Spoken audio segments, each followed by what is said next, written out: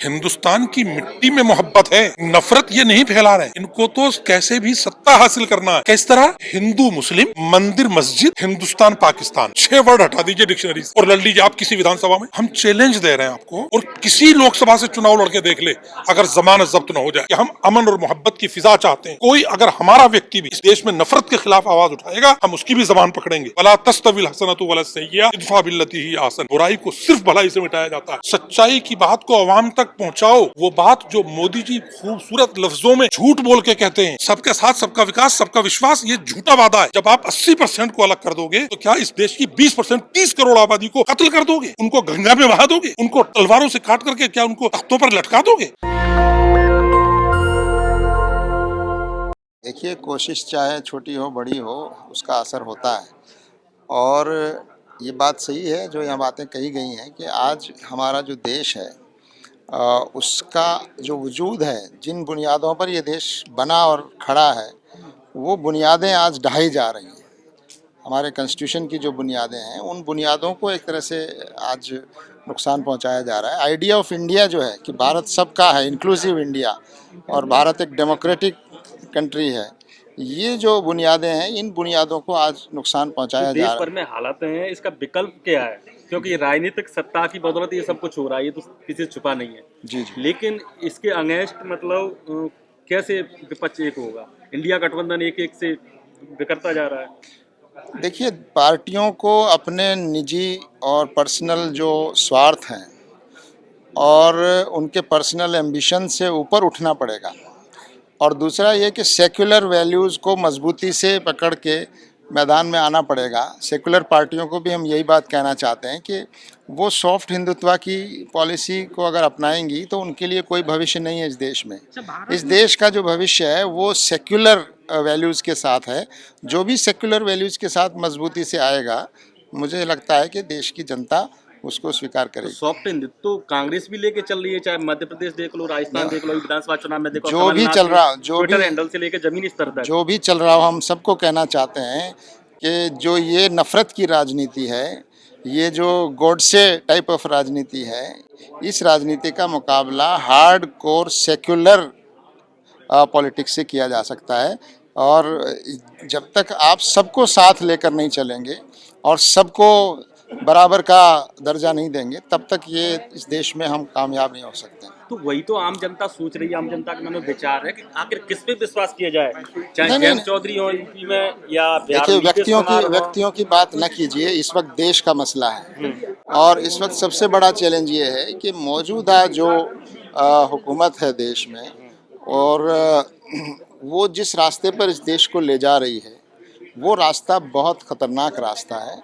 वो हमारे देश को, हमारे डेमोक्रेटिक वैल्यूज़ को, और जो देश का जो बुनियाद है, उसको ये रास्ता गलत रुख पर ले जाया जा रहा है। तो आज समाज की भी जिम्मेदारी है, सोसाइटी की भी, और पॉलिटिकल पार्टीज़ की जिम्मेदारी सबसे ज़्यादा इसलिए है कि पॉलिटिकल पार्टीज़ पॉलिटिकल फ्रंट पर इस चेंज को लाने की जिम्मेदार वही हैं।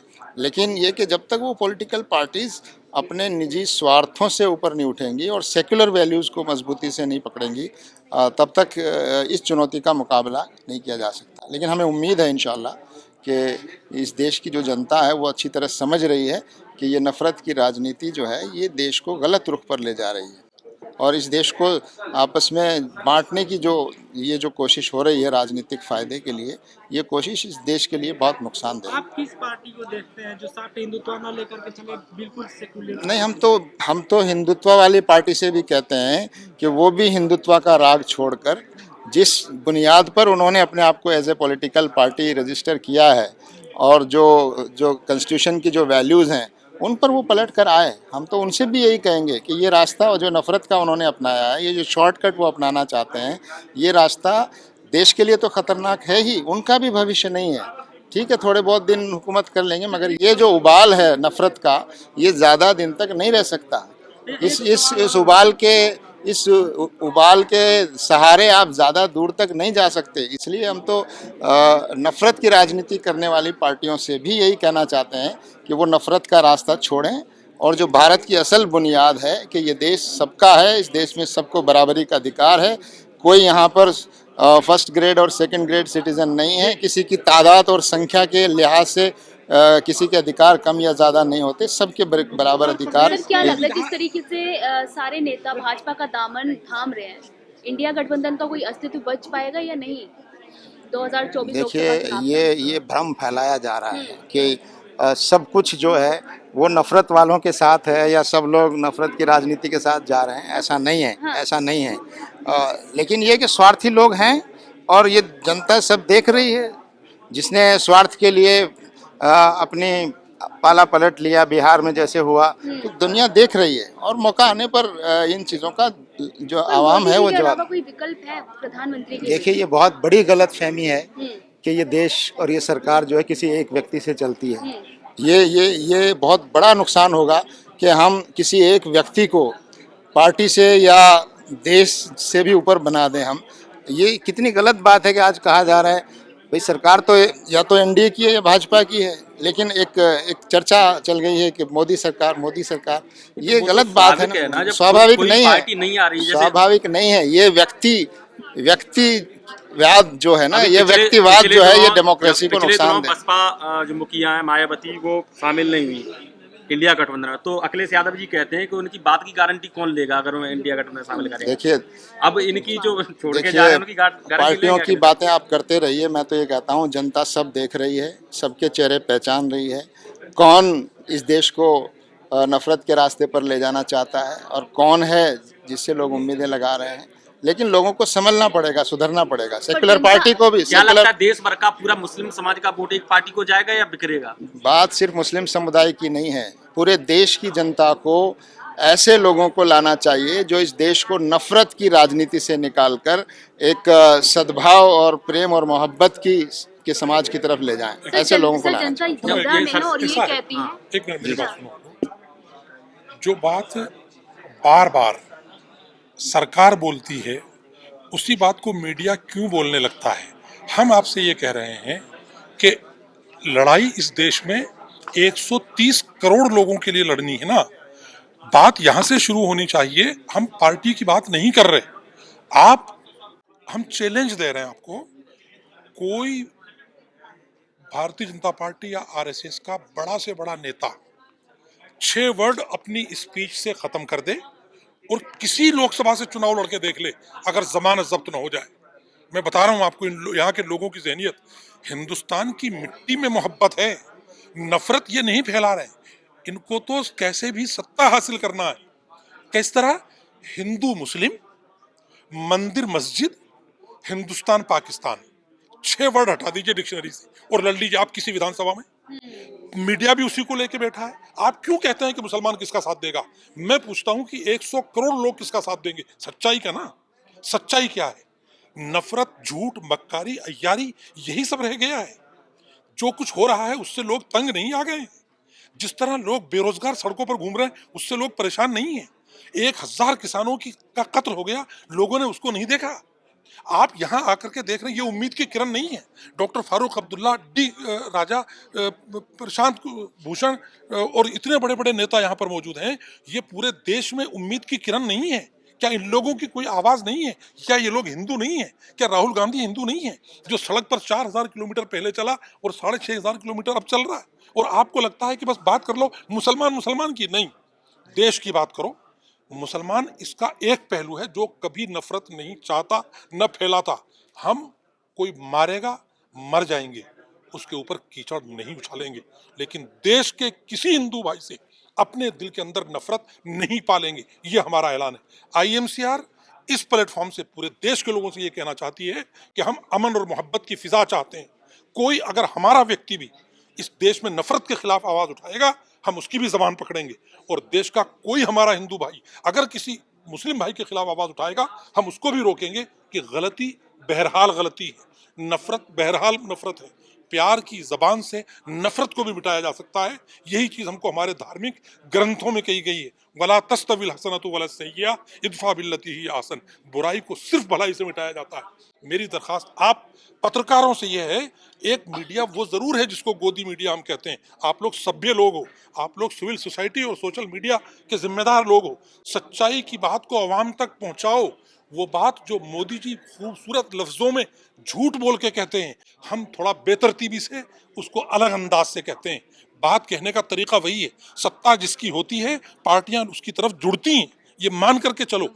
आज जा रहे हैं लोग उधर, कुछ दिनों के लिए जाएंगे, देश वही बाकी रहेगा जहां पर देश को बाकी रहना है। सर मोदी जी फिर क्यों कह रहे हैं कि 140 करोड़ जनसंख्या उनके साथ है? मोदी जी जो सत्ता में है वो यही, हम कहते हैं हमारे साथ है, अब क्या करोगे? मोदी जी कहते हैं कि 130 करोड़ जनता हमारे साथ है, हम कहते हैं कि 130 करोड़ जनता हमारे साथ है। आप सत्ता से ये 6 शब्द छोड़ के और फिर चुनाव लड़ो। मंदिर मस्जिद की राजनीति नहीं हो रही, आपको पता नहीं है? हिंदू मुस्लिम की राजनीति नहीं हो रही, आपको पता नहीं है? हिंदुस्तान पाकिस्तान की राजनीति नहीं हो रही, ये आपको पता नहीं है? ये 6 शब्द छोड़ करके और आप फिर चुनाव लड़ो और कोई लोकसभा लड़ लो, अगर जमाना जख्म हो जाए आरएसएस और बीजेपी। सर बात तो ये बीजेपी और योगी जी खुलेआम कहते हैं कि हमें 80% वोट चाहिए, 20% वोट चाहिए। भाई वो कहते हैं वो गलत कह रहे हैं, इसका जवाब उनको ये गलत, इसका मतलब एक मिनट, इसका मतलब ये है कि आपको सबका साथ सबके विकास पर विश्वास नहीं है। सबके साथ सबका विकास सबका विश्वास ये झूठा वादा है। जब आप 80% को अलग कर दोगे तो क्या इस देश की 20% 30 करोड़ आबादी को कत्ल कर दोगे? उनको गंगा में बहा दोगे? उनको तलवारों से काट करके क्या उनको तख्तों पर लटका दोगे? कहीं तो इंसाफ होगा। हम अभी भी ये कह रहे हैं कि हम इस देश के सच्चे नागरिक हैं, पुख्ता नागरिक हैं। आप हमको इंसाफ के साथ और मोहब्बत के साथ बाकी रहने दो, तब जाकर के देश अमन का गहवारा बनेगा, कॉन्स्टिट्यूशनल के राइट्स लोगों को मिल सकेंगे। सनातन धर्म की कैसी धज्जियां राम मंदिर की प्राण प्रतिष्ठा में उड़ाई गई हैं, क्या लोगों को दिख नहीं रहा? सारे ब्रह्मचारियों ने उसका विरोध किया और एक प्रधानमंत्री जिसके साथ बीवी भी नहीं गई, उसने जाकर के प्राण प्रतिष्ठा कर दी।